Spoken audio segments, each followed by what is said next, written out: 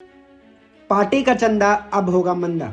Electoral bond यह कहेगी party को चंदा देने वाला वाउचर पर सुप्रीम कोर्ट ने सुनाया बड़ा फैसला और उन्हें असंवैधानिक बताते हुए किया रद्द। इन बॉन्ड की खरीद पर भी सुप्रीम कोर्ट ने लगा दी रोक। कोर्ट ने कहा कि इलेक्टोरल बॉन्ड सूचना के अधिकार का उल्लंघन है। वोटर्स को पार्टियों की फंडिंग के बारे में जानने का पूरा हक है। सुप्रीम कोर्ट ने आगे कहा कि नागरिकों को ये जानने का अधिकार है कि सरकार के पास पैसा कहां से आता है और कहां जाता है। कोर्ट ने माना कि गुमनाम चुनावी बॉन्ड सूचना के अधिकार और अनुच्छेद 19(1)(a) का उल्लंघन है। सीजेआई ने फैसला सुनाते हुए कहा कि इलेक्टोरल बॉन्ड के अलावा भी काले धन को रोकने के दूसरे तरीके हैं। राजनीतिक दलों की फंडिंग के बारे में जानकारी होने से लोगों को मताधिकार का इस्तेमाल करने में स्पष्टता मिलती है।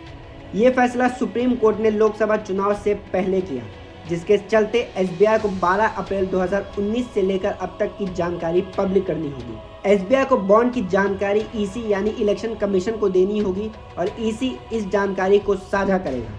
वीडियो में आगे बढ़ने से पहले इलेक्टोरल बॉन्ड की खूबी जानना बेहद जरूरी है। इस बॉन्ड की सबसे खास बात यह थी कि इससे डोनर का परिचय गुप्त रहता था, जिसके चलते डोनर इन बॉन्ड को स्टेट बैंक की चुनिंदा 29 शाखाओं से खरीद सकता था और अपनी मनचाही पार्टी को दान कर सकता था। डोनर अपनी पहचान छुपाते हुए 1000 रुपये, 10,000 रुपये, 1 लाख रुपये, 10 लाख से लेकर 1 करोड़ तक के बॉन्ड्स खरीद कर अपनी मनचाही पार्टी को डोनेट कर सकता था।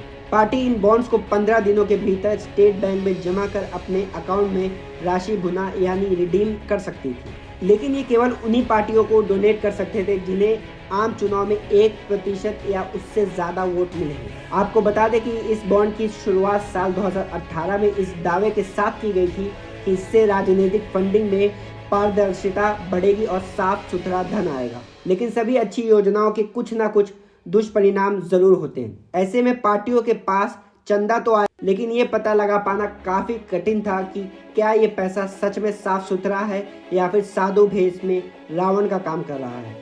इस बॉन्ड के खिलाफ कई याचिकाएं भी दाखिल की गई थी, जिसकी सुनवाई के चलते 15 फरवरी को सुप्रीम कोर्ट ने इसे रद्द कर दिया।